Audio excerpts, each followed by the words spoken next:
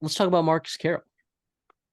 This guy's a stud. If you guys don't know who this guy is, I mean, first of all, if you saw any Georgia State game, you saw this guy touch the ball at least 25 times, 274 carries, 1,300 yards, 13 touchdowns.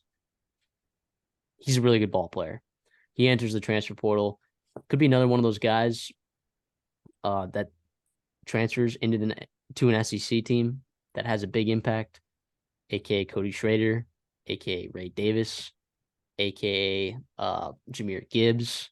There's been a lot of running backs like Logan that have Diggs. Logan Diggs. So I think there's some potential good landing spots. He's from Georgia, as most people are who go to Georgia State. But I think he stays in the SEC. I don't necessarily think he goes to Georgia, but I think he could fit in at Georgia Tech.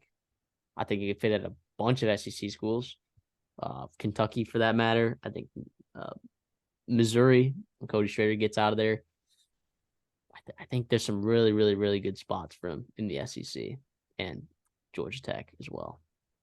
Yeah, I was going to mention Georgia Tech there. They've had some success. He's a guy that you mentioned is a stud. He was a workhorse for them. Georgia State had a pretty darn good year for their standards, fighting in a really competitive Sun Belt, going to a bowl game. Finished the year kind of tough, but they also played maybe some of the five best teams. Like their six losses were to six teams that were just better than them this year, right? So, that is what it is. Marcus Carroll, you mentioned, big part of that.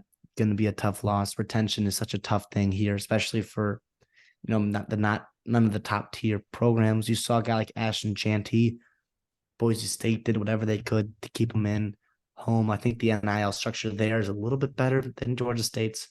Well, probably a lot of it better, but yeah, this is a blowing loss here. You mentioned it. Like he's going to go wherever he goes and be a high impact guy. Probably end up as a day 2, day 3 draft pick next year. I think that's where his goals are to be in the NFL.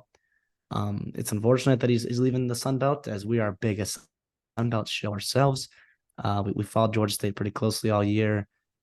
Yeah, it's tough. The teams you mentioned, those SEC teams. I love that with Georgia Tech thrown in there. I do think Florida State is an interesting one because they do lose a guy like Trey Benson.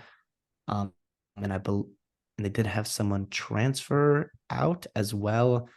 Um, yeah, this is tough blow for them, but there's opening running spots, or there will be guys that can transfer down a level to the Sun Belt and could be high impact guys for Georgia State, especially that are from the state of Georgia that want to be closer to home, or guys that see the success that Carroll had and be like, hey, I want to be an offense like that where they can feature me as a talented runner. And so yes, this is a tough loss, but there are guys available for Georgia State. Yeah, I agree 100%. So this is a good football player, and we'll see him go. I definitely think he goes Power Five. I mean, we saw a couple guys last year that I thought might have gone Power Five, like Marquez Cooper. Uh, but I think this guy is. You're looking at probably one of the better running backs in this entire transfer portal class. Probably the best one coming from G5 as of right now. So I'm a big fan of his. Good luck to him, and good luck to whatever team ends up finding this gem.